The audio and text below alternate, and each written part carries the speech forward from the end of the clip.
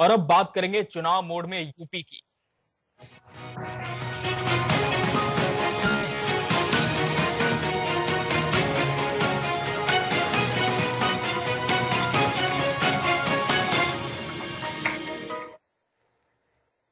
उत्तर प्रदेश में अगले साल होने वाले विधानसभा चुनाव से पहले सभी राजनीतिक दलों ने अपनी कमर कस ली है।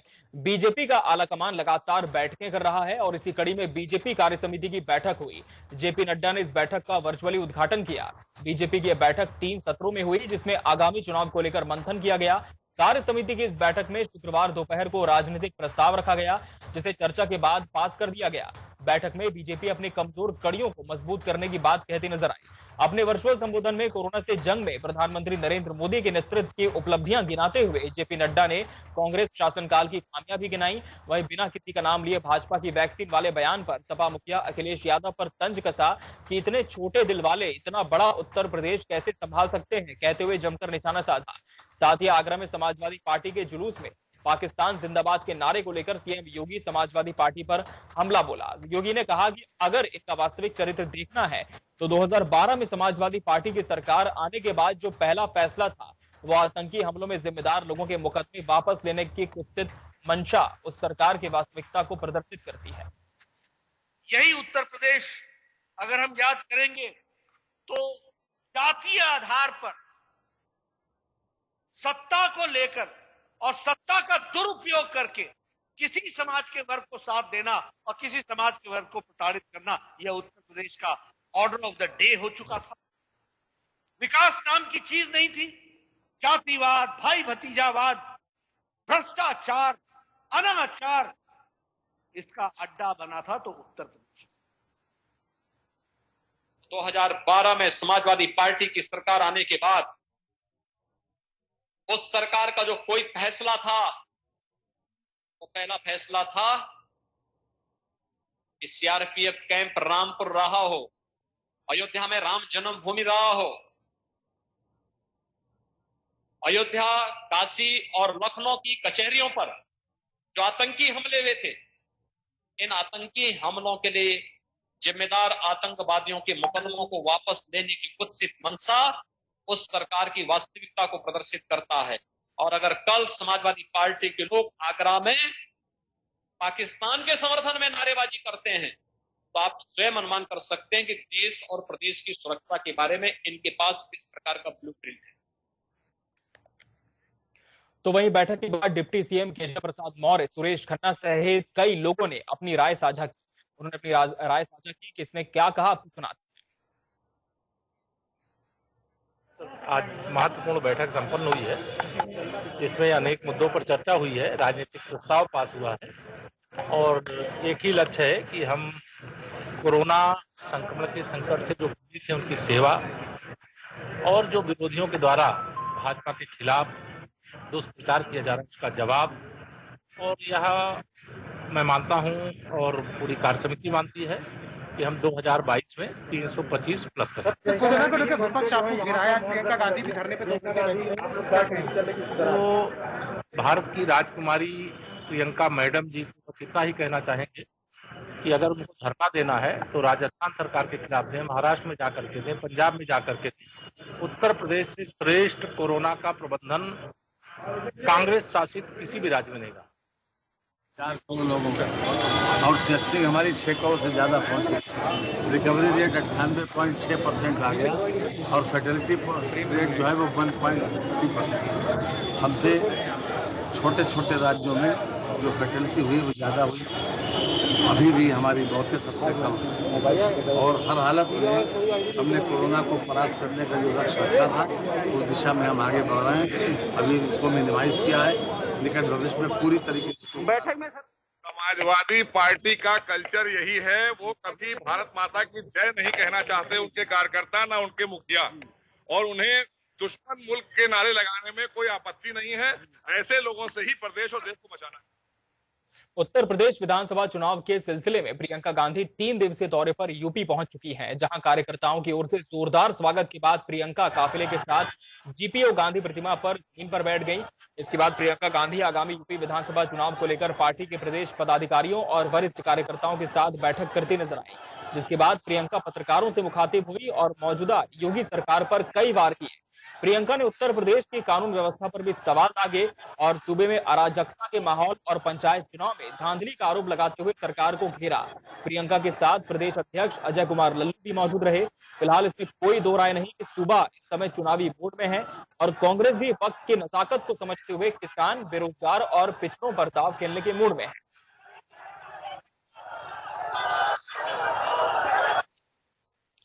सूबे में 2022 विधानसभा चुनाव के लिए काउंटडाउन शुरू हो चुका है और इसी काउंटडाउन के साथ चरम पर है सियासी सरगर्मी भी, क्योंकि काशी में हर हर महादेव के साथ हुआ है सियासी आगाज। अब 2022 के चुनावी रण में तब्दील हो गया है। कैसे हुआ है तब्दील, आपको दिखाते हैं रिपोर्ट में। भारत माता की, भारत माता की, हर हर महादेव।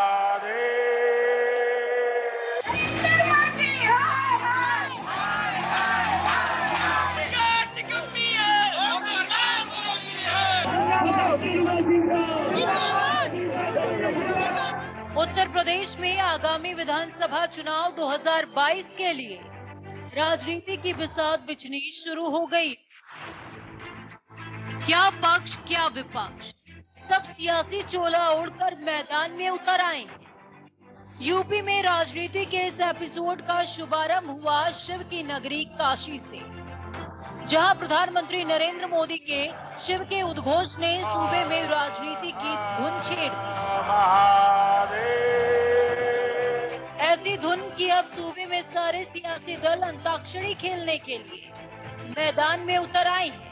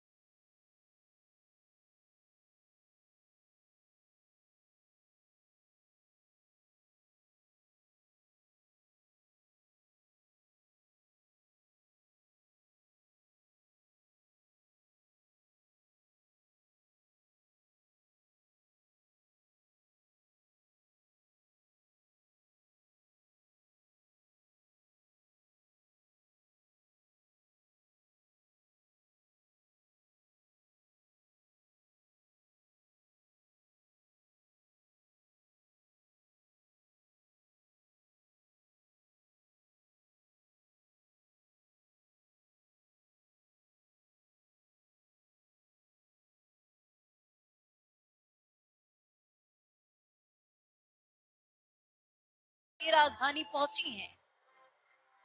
राष्ट्रपिता महात्मा गांधी की प्रतिमा पर माल्यार्पण करने के बाद प्रियंका पार्टी कार्यकर्ताओं और पदाधिकारियों के साथ बैठक करने में जुट गई। कांग्रेस महंगाई और युवाओं से जुड़े बेरोजगारी के मुद्दे पर फोकस करने वाली है और गरमाई कृषि कानून के मुद्दे को साथ लेकर चलने वाली है।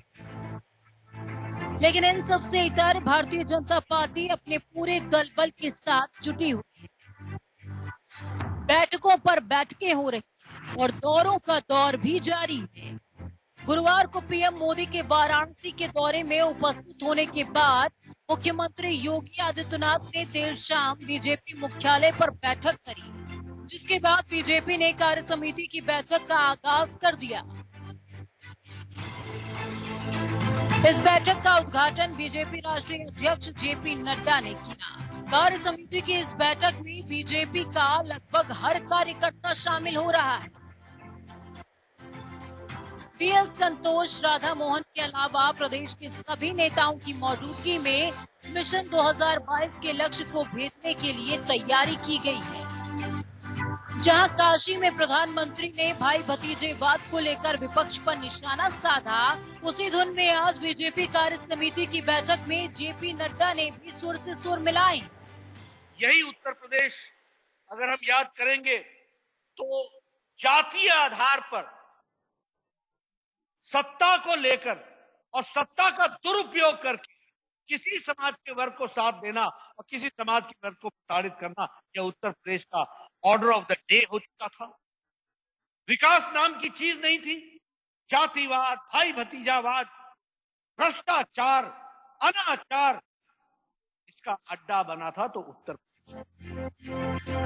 जहां बीजेपी विपक्ष को भाई भतीजेवाद पर घेर रही है, तो यूपी में हर विपक्षी पार्टी विधानसभा चुनाव में बीजेपी को हराने का दम भर रही है और इसे एक अभियान के तौर पर जमीन पर उतारने की कवायद तेज है। ये एकदम साफ है कि जैसे जैसे यूपी विधानसभा चुनाव नजदीक आएगा, वैसे वैसे ये सियासी जंग और ज्यादा तेज हो जाएगी और इसमें भी कोई दो राय नहीं कि इस रण के लिए जमीन तैयार होना शुरू हो चुकी है।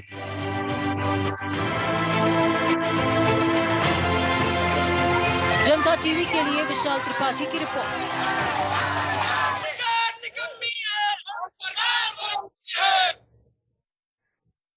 संजय सिंह ने बीजेपी पर जमकर हमला बोला। उन्होंने प्रेस कॉन्फ्रेंस के दौरान कहा कि चुनाव नजदीक आए तो सीबीआई से लेकर होमगार्ड तक जाग गए हैं। इसके अलावा उन्होंने ओवैसी को बीजेपी के लिए कोई खतरा नहीं बताया।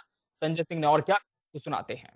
आज ऊपर से लेकर नीचे तक जितनी सत्ता है, उनका आचरण तो बिल्कुल राजशाही जैसा है। हमारे मुख्यमंत्री आदित्यनाथ जी बंगले में जब जाते हैं तो गंगा जल से धुलवाते हैं उसको।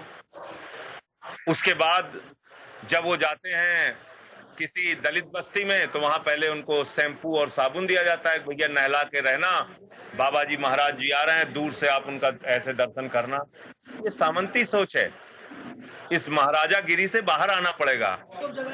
चुनाव नजदीक आ गए, अभी सीबीआई जगी है, फिर ईडी जगेगी, फिर पुलिस जगेगी, फिर होमगार्ड जगेंगे, फिर चौकीदार जगेंगे, सब अभी जगेंगे। ओवैसी कैसे खतरा हो सकते हैं आदित्यनाथ के लिए, मुझे बताइए।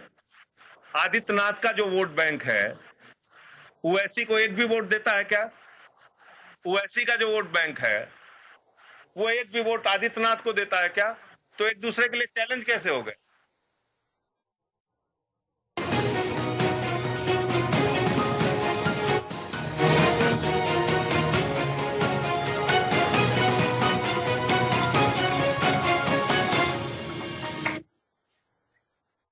कोरोना संकट के बीच कांवड़ यात्रा को लेकर सस्पेंस अभी तक बना हुआ है। उत्तर प्रदेश सरकार ने सुप्रीम कोर्ट में जानकारी दी है कि प्रदेश में कांवड़ यात्रा पर पूरी तरह रोक नहीं रहेगी, सांकेतिक रूप से कांवड़ यात्रा जारी रहेगी।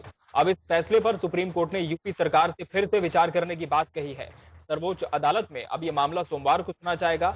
यूपी सरकार को एक बार फिर सोमवार को अपना जवाब देना होगा। सुप्रीम कोर्ट ने सुनवाई के दौरान कहा कि हर किसी के लिए काफी अहम विषय है। सुप्रीम कोर्ट ने कहा है कि किसी भी व्यक्ति का जीवन सबसे अहम है। धार्मिक और अन्य भावनाएं मौलिक अधिकार के अधीन ही हैं। वहीं अदालत में केंद्र द्वारा जानकारी दी गई है कि राज्य सरकार को प्रोटोकॉल के तहत उचित निर्णय लेना चाहिए। केंद्र की ओर से सुप्रीम कोर्ट में कहा गया है कि कांवड़ यात्रा को उत्तराखंड जाने की इजाजत नहीं देनी चाहिए। हालांकि गंगा जल को ऐसी जगह उपलब्ध करवाना चाहिए ताकि कांवड़िए पास के शिव मंदिर में पूजा कर सके। तो वहीं कांवड़ यात्रा को लेकर जितेंद्रानंद और स्वतंत्र देव सिंह ने क्या कुछ कहा, आपको सुनाते हैं।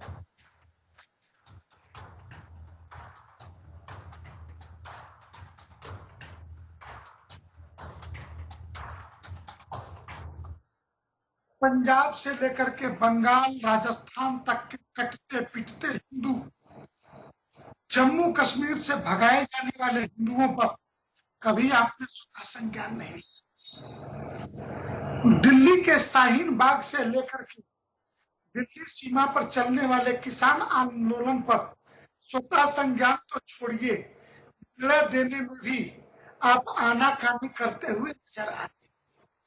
इनके निर्णय हिंदुओं के विरोध में शनि सिंगणापुर से लेकर के केरल के पद्मनाभ मंदिर और अयप्पा स्वामी तक के संदर्भ में आपके सारे निर्णय कहीं न कहीं दुर्भावना से प्रेरित रहे। हमें यह सोचने पर मजबूर होना पड़ रहा है कि आप जो भी निर्णय लेते हैं उससे हिंदू समाज के मन में यही धारणा बन रही है कि भारत की न्यायिक व्यवस्था वस्तुतः हिंदू विरोधी है। मैं माननीय उच्चतम और उच्च न्यायालय के मुख्य न्यायाधीशों से आग्रह करता हूं कि आप एक बार विचार करें और समाज के अंदर इस पंथी अवधारणा को तोड़ने की दिशा में भी कुछ कदम उठने चाहिए। एक बार सरकार विचार कर रही है और सरकार को निर्णय लेना है, उस पर विचार कर रहे हैं। देखिए, कावड़ यात्रियों का सम्मान रहना चाहिए और कभी में तो कावड़ यात्रा सपा बसपा में लोग रोक लगाते थे। आदरणीय मोदी जी अपने शासन में पहली बार कावड़ यात्रियों पर हेलीकॉप्टर से पुष्पों की वर्षा हुई। उत्तर प्रदेश विधानसभा चुनाव के सिलसिले में प्रियंका गांधी 3 दिवसीय यूपी दौरे पर पहुंची, जहां कार्यकर्ताओं की ओर से जोरदार स्वागत के बाद प्रियंका काफिले के साथ जीपीओ प्रतिमा पर जमीन पर बैठ गई। इस दौरान क्या कुछ कहा, सुनाते हैं। उत्तर प्रदेश में संविधान को नष्ट किया जा रहा है, लोकतंत्र का चीरहरण। कल नरेंद्र मोदी जी प्रधानमंत्री जी यहाँ आए, उन्होंने 2 चीज कही। सबसे पहले तो योगी जी को एक प्रमाण पत्र दिया कि कोरोना की दूसरी लहर में उन्होंने कितना अच्छा कार्य किया। दूसरी बात उन्होंने कही कि उत्तर प्रदेश में अब विकासवाद है। तो मैं पूछना चाहती हूँ कि ये कैसा विकासवाद है? एटीएस के विशेष जज योगेंद्र राम गुप्ता ने आतंकी गतिविधियों में निरुद्ध मिन्हाज और मुशीर के मददगारों शकील, मोहम्मद मुईद और मुस्तकिम को 7 दिन के लिए एटीएस की कस्टडी में सौंपने का आदेश दिया है। इनकी कस्टडी रिमांड की अवधि 16 जुलाई की शाम 6 बजे से शुरू हुई। उन्होंने आदेश इस मामले के विवेचक और एटीएस के डिप्टी एसपी संजय वर्मा की अर्जी को मंजूर करते हुए दिया है।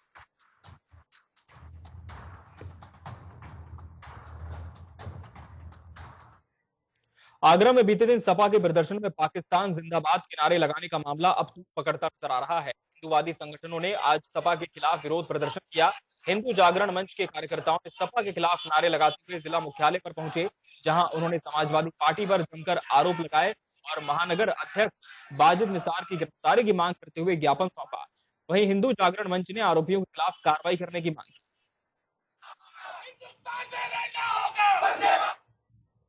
यूपी के आगरा में गुरुवार को समाजवादी पार्टी के विरोध प्रदर्शन में पाकिस्तान जिंदाबाद के नारे लगने का मामला सामने आया था। इसका एक वीडियो सोशल मीडिया पर भी वायरल हुआ, जिसमें पाकिस्तान जिंदाबाद के नारे सुनाई दिए। इस मामले में एसपी सिटी रोहन बोत्रे ने इस पूरे मामले की जांच के आदेश दे दिए हैं। अब इस वीडियो को एफएसएल की जांच के लिए भेज दिया गया है ताकि सच्चाई का पता लग सके। दूसरी तरफ इस वीडियो के बाद सपा हर तरफ से चौतरफा घिरती हुई नजर आ रही है।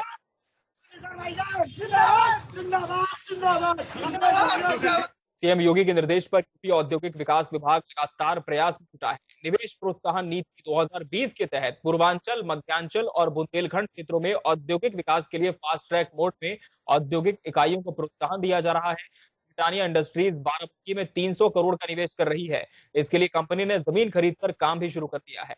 कंपनी शुरू होने के बाद लगभग 1000 लोगों को रोजगार मिलेगा।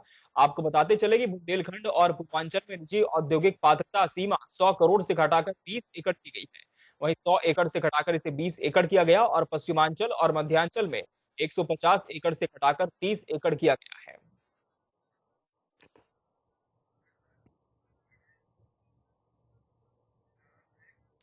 पूर्व केंद्रीय मंत्री संतोष गंगवार बरेली के महापौर उमेश गौतम को ज्ञापन देने नगर निगम पहुंचे। उनके साथ शहर विधायक डॉक्टर अरुण कुमार और महानगर अध्यक्ष डॉक्टर केएम अरोड़ा भी मौजूद रहे।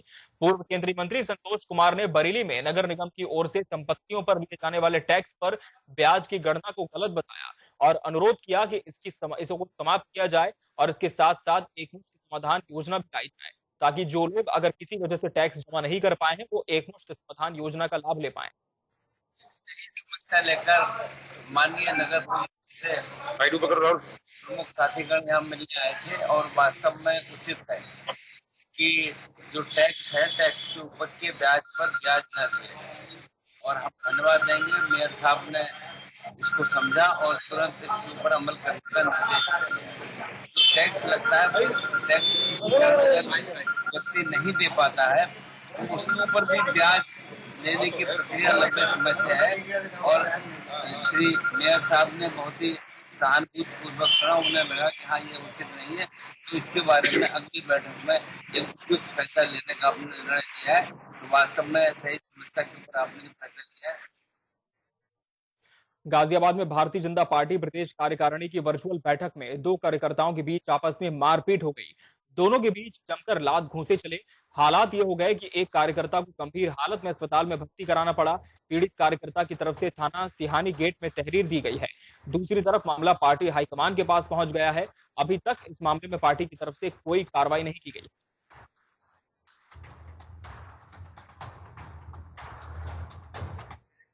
शुक्रवार को सचिवालय में मुख्यमंत्री पुष्कर सिंह धामी की अध्यक्षता में हुई चारधाम देवस्थानम प्रबंधन बोर्ड की बैठक में कई महत्वपूर्ण निर्णय लिए गए। चमोली जिले के जोशीमठ में बद्रीनाथ वेद वेदांग स्नातकोत्तर संस्कृत महाविद्यालय की अध्ययन वाली भूमि पर वेद अध्ययन केंद्र स्थापित करने का निर्णय हुआ। केदारनाथ धाम में पूजा और यात्रा व्यवस्था के सफल संचालन के लिए मास्टर प्लान के अनुसार आधारभूत ढांचे का निर्माण काम करने के लिए कंसल्टेंट रखने पर बोर्ड ने सहमति दी है।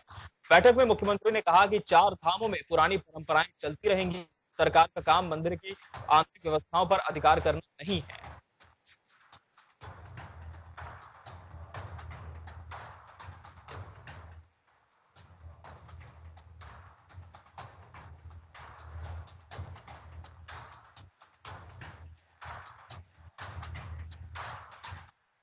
उत्तराखंड में हरेला पूर्व पर्व धूमधाम से मनाया जा रहा है। राज्यपाल बेबी रानी मौर्य, मुख्यमंत्री पुष्कर सिंह धामी और विधानसभा अध्यक्ष प्रेमचंद अग्रवाल ने प्रदेशवासियों को हरेला पर्व की शुभकामनाएं दी। राज्यपाल बेबी रानी मौर्य ने अपनी शुभकामना संदेश में कहा कि हरेला पर्व परंपराओं और संस्कृति से जुड़ा पर्यावरण संरक्षण का पर्व है। पर्यावरण को बचाने के लिए अधिक से अधिक पौधारोपण करना होगा। वहीं उन्होंने प्रदेशवासियों से अपने घरों और आसपास पौधारोपण कर इनकी नियमित देखभाल करने का आह्वान किया। मुख्यमंत्री पुष्कर सिंह धामी ने अपने संदेश में कहा कि यह त्योहार संपन्नता, हरियाली और पर्यावरण संरक्षण का संदेश देता है। वहीं सीएम ने कहा कि नई पीढ़ी को भी पौधारोपण और पर्यावरण संरक्षण पर जोर देना होगा।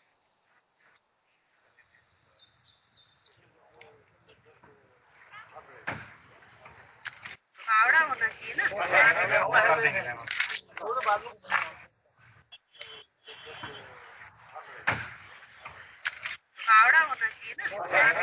चाहिए ना। उत्तराखंड की जनता को भिखमंगा कहने के विरोध में कर्नल अजय कोठियाल के नेतृत्व में आम आदमी पार्टी के कार्यकर्ताओं ने सीएम आवास कूच किया, जहां राजभवन गेट पर पुलिस ने बैरिकेडिंग लगाकर आप कार्यकर्ताओं को रोका। इसके बाद आप कार्यकर्ताओं और पुलिस में तनाव भी देखने को मिला, जिसके बाद पुलिस ने प्रदर्शन कर रहे कर्नल कोठियाल समेत आप कार्यकर्ताओं को गिरफ्तार कर पुलिस लाइन भेजा। हम लोग बड़े शांतिपूर्ण तरीके से जा रहे थे, दिन में जा रहे हैं। ऐसा भी नहीं कि हमारी गाड़ियां कोई बहुत स्पीड से चल रही हो, ऐसा नहीं कि हम कहीं ओवर बाईपास करके दीवारें पार कर रहे हो। तो कहीं से आदेश फिर उत्तराखंड पुलिस को मिला कि इनको रोक दो, तो हम रुक गए वहां पे। उसके बाद हमने कोशिश करी आगे जाने की, तो हमको अभी पुलिस पकड़ के लेके आ गई है, जो मेरे को यहाँ पे जेल भेजा जाएगा। कांग्रेस पार्टी के नेता और राजस्थान सरकार के पूर्व उप मुख्यमंत्री सचिन पायलट उत्तराखंड कांग्रेस में जोश भरने के लिए देहरादून का दौरा करने पहुंचे। देहरादून में आयोजित प्रेस वार्ता में सचिन पायलट ने उत्तराखंड सरकार को महंगाई के मुद्दे पर घेरा। उन्होंने कहा कि राज्य की जनता बढ़ती महंगाई से परेशान है। आज पूरे देश में पेट्रोल और डीजल की बढ़ती कीमतों से आम आदमी त्रस्त है। इनकी कीमतें कम करना केंद्र सरकार के हाथ में है, जिसके लिए कांग्रेस पूरे देश में महंगाई के खिलाफ धरना प्रदर्शन कर रही है। वहीं प्रेस वार्ता में पायलट ने किसान बिल को वापस लेने की मांग भी की। देखी जो मिसमैनेजमेंट कोरोना के सेकेंड वेव में हुआ, उससे हजारों लाखों परिवार के लोगों को अपना परिजन खोना पड़ा। अस्पतालों में oxygen, remdesivir, ventilator, oxygen concentrator, अस्पताल में बेड, पूरे देश में हाहाकार मचा था। तब जबकि चेतावनी बहुत पहले से आ चुकी थी। गलतियां छुपाने के लिए कोई भी भाषण दे दे, लेकिन जो व्यक्ति रोज अपने गाड़ी, स्कूटर, मोटरसाइकिल में पेट्रोल डीजल भरवाता है, व्यक्ति जानता है। और उस बुजुर्ग ने मुझे क्या कहा, उन्होंने कहा सचिन जी बेरोजगारी हो गई है, अर्थव्यवस्था चौपट हो गई है। इसके साथ इस बुलेटिन में